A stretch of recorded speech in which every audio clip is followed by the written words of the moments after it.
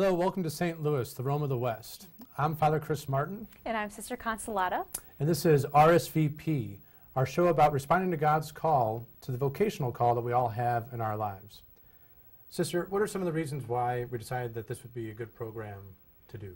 Well, many young people out there are discerning a religious vocation and wondering what God's call is. So we want to talk to you about it and to address some of those issues and help you to discern God's call. Now, when a lot of people hear the word vocation, lots of times they immediately think of either a sister or a priest, but what is a vocation in the church? Really, a vocation, we're all called to holiness. We're all called to love. And so many times that first word vocation, people respond with, oh, I'm not called to religious life, I'm not called to the priesthood, but actually each one of us does have a vocation. The Lord calls each one of us to love. And I think that's important for us to all remember, is that there is that universal call to be a saint. You know, I think that ultimately, I mean, we're all trying to get to heaven, and when we enter into the life of Christ through baptism or whatnot, that inherently in that we all then have that call or that path that God is laying out for us to follow Him. Right, right. And we all have that desire to be loved and to love within us. So it's coming to know where the Lord is calling us to direct that love that He has placed within us too. And what about the typical 3 types of vocation that the church typically speaks about? Right. Well, there's the different, there's the priesthood that, like yourself, you've responded to that call to the priesthood. And then some people are called to the married life, the single life, and then religious or consecrated life. So after we discover or respond to that call to love, and actually, again, maybe to start with, that call is an initiative of God to follow Him. And so then it's opening our hearts up to what path, where does He want us to direct that love that He's placed within us? And is that path to holiness in the married life, the priesthood or consecrated life, or the single life? So. And I think it's great to remember or remind ourselves of those 3 primary calls, because lots of times you can hear people talking about, I feel called to be a teacher. Right. I feel called to be a firefighter or a police officer. And I think that those can be really kind of genuine calls, but I would give that like a vocation with a small v, that's supposed to be part of the larger capital V vocation that we all have, whether you're married or single or priest or religious. Right, you know? Exactly. I think that what we all need to try to understand a lot in our lives too, as Sister was saying, that the desire to be loved and to know love is written in our hearts, and that is where Christ always calls us, you know, to drop our nets and to follow Him, and that it's never about what we give up.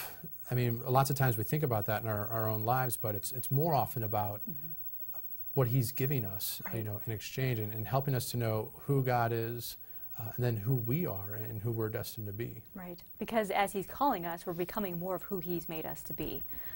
In whatever vocation He does call us to follow, we're not losing ourselves, but we're becoming more of the beauty, the son or daughter of God that He's made us to be, which is incredible to see. So. Well, and in that mindset too, then, we all know that if it's a vocation to be like Christ, or if we call ourselves Christians, to be another Christ, you know, sent out into the world, that means that somehow all the vocations must point towards the same reality. So maybe you could talk just really briefly about like, how would you maybe talk to a young person that is in the single life and say, well, how is that a call for Christ, instead of just feeling like, well, I'm single because I haven't found my vocation yet, but how is single life, you know, maybe a participation in the life of Christ? Right. Well, because the Lord calls each one of us to live out the virtues. And what does it mean to be generous and courageous to follow Christ today in the vocation that He calls us to be? So as a single person, you know, as a college student, in your family, with your sisters, your brothers, your parents, your friends, God is still calling you to love and to be charitable, to make sacrifices, to be patient, to be kind, as you're living out that life as a student or working. It doesn't mean we're waiting, that we have to wait to live or to love until we find out what this specific other vocation is. But at every moment, God is calling us to love more. And I think that in some ways too, even the single life kind of opens you up in a new way. Like there's a little bit more freedom to go and do great things for the Lord because of that, because you don't have the responsibilities necessarily yet of family life or of obviously religious community life or whatnot. And so, I mean, I always tell young people when I meet them that they're being called right now, and I think that that's another important thing to realize, that every day we have a vocation We do. to listen to Christ and to follow Him, and that, again, we're called to love and to be the saints today that He needs us to be. And so it's not always something that's just way out there somewhere, but it's right now, it's here and it's present. I think one of the temptations too as a single person could be to be, because we have to make that choice to sacrifice, can be either that I want to be selfish and I want to do what I want all the time and using my time, or how am I going to look for those opportunities to reach out to other people too. Now, what about married life? So what could you say about how does married life become a call to holiness or a vocation to follow Christ, or how does it image that? Sure. Well, married life, the man and woman are called to lead each other to heaven, ultimately, and by loving each other, by laying down their life, making those sacrifices for each other, raising a family, caring for the souls entrusted to them, their children. So they're being that reflection of Christ within the family life. Absolutely, and also the whole image of Christ calling Himself the bridegroom, and that whole mystical union with humanity that He takes upon Himself, and how marriage is, an image of that and a call to reflect that to the rest of the world as well. I think that sometimes too, maybe a good reason to have a show like this, where we can introduce people to different vocations and to different religious communities and different people in different areas of their lives, is to recognize too that whereas there's a lot of similarities, that everybody's call is unique to them. Exactly. Because God created them uniquely in themselves, and that more often than not, it's not I wake up one day and I'm this person, and I wake up the next day and I'm some brand new version of myself, but that the Lord kind of very gently leads us along the path. He does. And to share with people too that there's other people out there discerning religious life, discerning their vocation, the priesthood, that they're not alone either, because many times it can seem that this doesn't seem like everyone's doing this, or am I abnormal by thinking this could be a call in my life. So to share that there are common obstacles or fears or joys in the life as well.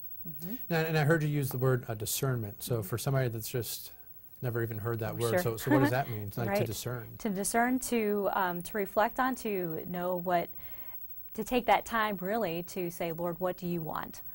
To simply put, many times we can say, well, this is what I want with my life, and I've got it all planned out. But when we ask God to enter in and we say, Lord, what do you want with my life? Really asking what His will is and kind of changing that perspective. I often like to tell people too that there's a big difference between temptation and discernment. Right. Because sometimes people think, I'm tempted to steal this, or I'm discerning whether I should steal this. And well, that's not discernment. Like that's a blatant temptation, And part of the difficult thing with discernment is that it's always between good things. Yeah, exactly. And that there isn't really a bad choice to make. And so it's always trying to see where the Lord is calling you most, I think, and drawing you towards that, because I'm sure you can attest to it, and I can attest to it, that even in our own vocations, we obviously see the beauty of marriage, we see the beauty of single life, and that I think to fully be able to embrace the vocation that God's calling you to, you have to have prayed about and discerned and really seen the beauty and the honor that's in the other vocations as well. Exactly. And really to listen. Part of that is listening too. Seeing the beauty and not just the challenges, because the Lord doesn't call, you can't make a decision out of fear of the other, but to see the beauty of both. You're right. And I think that ultimately we have to remember that it's a free choice too. Exactly. The Lord never forces anything. No. And when we pray, and sometimes I think that in our lives, we almost wish that God would give us a St. Paul moment when the heavens would open and He would knock us down and He'd say, like, this is what you're supposed to do. But more often I think that He just gently he calls, but then out of love for us, he allows us to respond in the way that we choose to, out of love. And we hope that we're able to kind of foster an environment in our church where people have the fortitude to follow wherever Christ is calling them to go. Mm-hmm. I think that it's great too that we talk about the complementarity of the vocations, and I think that I know, like in my own life, it's helpful to have good, healthy families that you know that you have and that you interact with, and after spending time with them, I go home very edified, but I'm also go home very happy to be a priest. Right, exactly. As well, you know. Exactly. I experience the same thing. Grateful for the witness of family life, but it also affirms in my life too. I know this is where God's called me to be, and what He's, I see the sacrifices and the joys of family life, which is beautiful. And so I think that just as we kind of wrap up this little introduction here, that every vocation is a call to holiness, which means it's a call to love. Yeah. Which means that there's also going to be a cross, because we know that we can't escape the cross, and that no matter if you're single or you're married or you're in religious or consecrated life or the priesthood, there will be some sufferings, but there's also great joys, and great rewards that come with that as well. Exactly. Mm-hmm.